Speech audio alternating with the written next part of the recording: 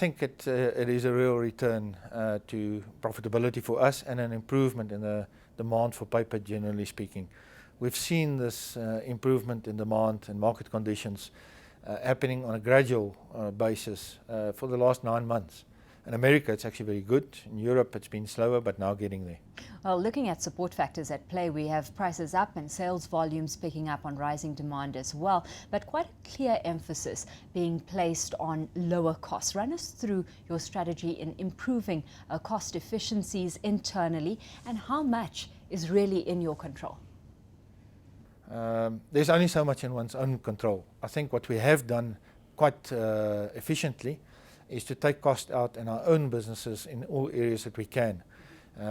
It's always important to continue in a production environment, particularly where you're in a commodity business, to take cost out as much as you can. But as you rightfully say, there's only so much one can do.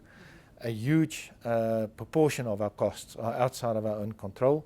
One can just use pulp as an example, where pulp prices peaked during the last quarter at nearly all-time highs. And that's a very big proportion of our cost. Wood is the same. Energy costs are very important elements. But we've taken a lot of cost out of our business through improving our efficiencies by closing plants, indeed, that in our opinion weren't competitive. Muskegon is a very good example in North America. And that lowered our cost base quite substantially, resulting in much improved margins in our North American business. In Europe, we've done the same. We've closed Kangas. And the MReal transaction was, apart from improving our market share substantially and also addressing supply and demand, it also lowered our overall cost of production. With that, the question is, are you cutting pure fat or are you running the risk of cutting some muscle as well? Fat. No, I don't think we've been a business that's had a lot of fat in it, but all businesses can improve its cost base. I don't think we're cutting into the muscle, no. What we have been doing is addressing areas of overcapacity, and at the same time it allows you to improve the quality of your assets and the efficiency of what you're doing. And there's nothing like being under pressure profitability-wise to really relook a business, and I think we've done that quite With that, let's take a look at your various operations, because North America and Europe compared to here in South Africa seems to be painting a bit of a different picture. So run us through these respective operations' status as they stand right now. Our North American business is performing exceptionally well. It has been performing well now for 3 quarters in a row. Demand levels in North America has improved quite substantially. Prices have not increased, and in fact, they're now at levels still slightly lower than a year ago, but we are seeing prices increasing in North America. That business producing reasonable returns and margins at the moment. The increase in pulp prices did contribute as well, because we're long on pulp in North America. And our speciality business in North America also performing well. Europe has been our toughest business. It's also our largest business. We've addressed, as I mentioned before, the overcapacity issues quite substantially, but the return of better demand in Europe was a slow process. We're now at a stage where we're running at very good operating rates.